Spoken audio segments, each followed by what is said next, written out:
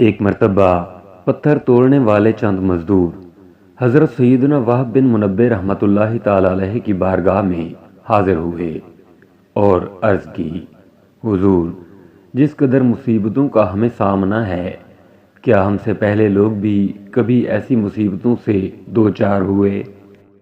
آپ رحمۃ اللہ تعالی علیہ نے ان کی یہ بات سن کر ارشاد فرمایا، اگر تم اپنی مصیبتوں اور اپنے سے سابقہ لوگوں کے مصائب کا موازنہ کرو تو تمہیں ان کے مصائب کے سامنے اپنی مصیبتیں ایسی محسوس ہوں گی جیسے آگ کے مقابلے میں دھواں، یعنی ان کی مصیبتیں آگ اور تمہاری مصیبتیں دھوئیں کی طرح ہیں۔ پھر آپ رحمۃ اللہ علیہ نے فرمایا، بنی اسرائیل میں ایک عورت تھی جس کا نام سارہ تھا۔ اس کے 7 بیٹے تھے۔ جس ملک میں وہ رہتی تھی وہاں کا بادشاہ بڑا ظالم تھا۔ وہ لوگوں کو زبردستی خنزیر کا گوشت کھلاتا، جو انکار کرتا اسے قتل کروا دیتا۔ چنانچہ اس عورت کو بھی اس کے بیٹوں سمیت بادشاہ کے سامنے لایا گیا۔ اس ظالم بادشاہ نے سب سے بڑے لڑکے کو بلوایا اور کہا، یہ خنزیر کا گوشت کھاؤ۔ اس مرد مجاہد نے جواب دیا، میں اللہ عز و جل کی حرام کی گئی چیز کو ہرگز نہیں کھاؤں گا۔ بادشاہ نے جب یہ سنا تو حکم دیا کہ اسے سخت ترین سزا دی جائے۔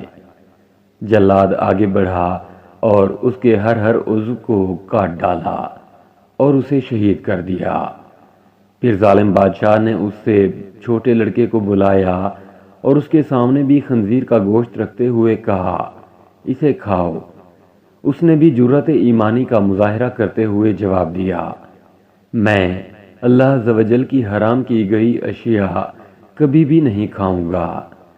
یہ سن کر ظالم بادشاہ آگ بگولا ہو گیا اور اس نے حکم دیا کہ ایک تانبے کی دیگ میں تیل ڈال کر اسے آگ پر رکھ دو۔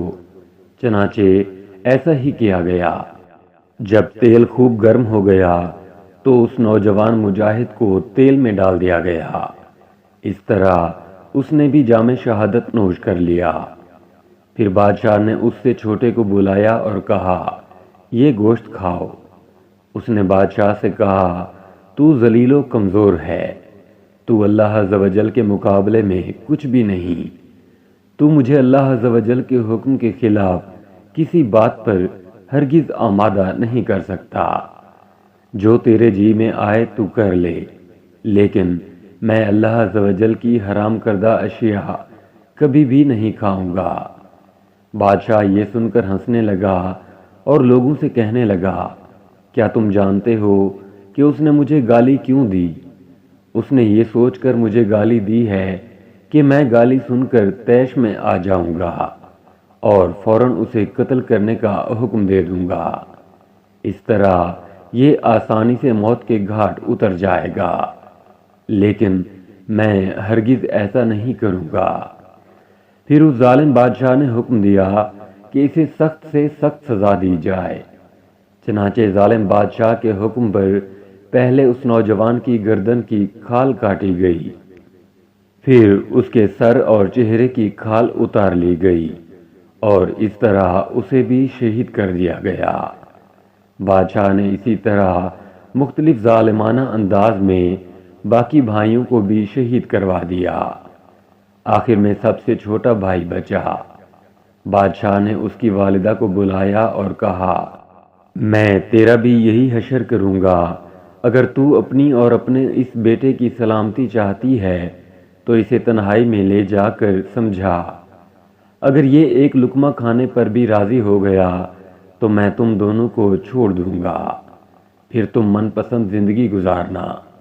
اس عورت نے کہا، ٹھیک ہے، میں اسے سمجھانے کی کوشش کرتی ہوں۔ پھر وہ اپنے بیٹے کو تنہائی میں لے گئی اور کہا، اے میرے لخت جگر، کیا تو جانتا ہے کہ تیرے بھائیوں میں سے ہر ایک پر میرا ایک حق ہے اور تجھ پر میرے 2 حق ہیں؟ وہ اس طرح کہ میں نے تیرے بھائیوں کو 2 سال دودھ پلایا تھا۔ تیری پیدائش سے چند دن قبل تیرے والد کا انتقال ہو گیا۔ پھر جب تیری ولادت ہوئی تو بہت زیادہ کمزور تھا۔ مجھے تجھ پر بڑا ترس آیا اور میں نے تیری کمزوری اور تجھ سے اپنی شدید محبت کی وجہ سے تجھے 4 سال دودھ پلایا۔ میں تجھے اللہ عز و جل اور اس احسان کا واسطہ دے کر کہتی ہوں جو میں نے تجھ پر کیا کہ تو ہرگز اس چیز کو نہ کھانا جسے اللہ رب العزت نے حرام کیا ہے، اور بروز قیامت اپنے بھائیوں سے اس حال میں نہ ملنا کہ تو ان میں سے نہ ہو۔ جب سعادت مند بیٹے نے ماں کی یہ باتیں سنی تو کہا، میں تو ڈر رہا تھا کہ شاید آپ مجھے خنزیر کا گوشت کھانے پر ابھاریں گی، لیکن اللہ عز و جل کا شکر ہے کہ اس نے مجھے تم جیسی عظیم ماں عطا فرمائی۔ پھر وہ عورت اپنے بیٹے کو لے کر بادشاہ کے پاس آئی اور کہا، یہ لو، اب یہ وہی کرے گا جو میں نے اسے کہا ہے۔ بادشاہ بڑا خوش ہوا اور اس کی طرف خنزیر کا گوشت بڑھاتے ہوئے کہا، یہ لو، اس میں سے کچھ کھا لو۔ یہ سن کر بہادر نوجوان نے جواب دیا، خدا عز و جل کی قسم، میں ہرگز اس چیز کو نہیں کھاؤں گا جسے اللہ عز و جل نے حرام کیا ہے۔ بادشاہ کو یہ سن کر بہت غصہ آیا، چنانچہ اس ظالم نے اس مرد مجاہد کو بھی شہید کروا دیا۔ اسی طرح یہ بھی اپنے بھائیوں سے جا ملا۔ پھر بادشاہ نے اس عظیم عورت سے کہا، میرا خیال ہے کہ مجھے تیرے ساتھ بھی وہی سلوک کرنا پڑے گا جو تیرے بیٹوں کے ساتھ کیا ہے۔ اے بڑھیا، تیری ہلاکت ہو، تو صرف ایک لقمہ ہی کھا لے تو میں تجھے منہ مانگا انعام دوں گا، اور جو تو کہے گی میں وہی کروں گا۔ تو صرف ایک لقمہ کھا لے، پھر عیش و عشرت سے زندگی گزارنا۔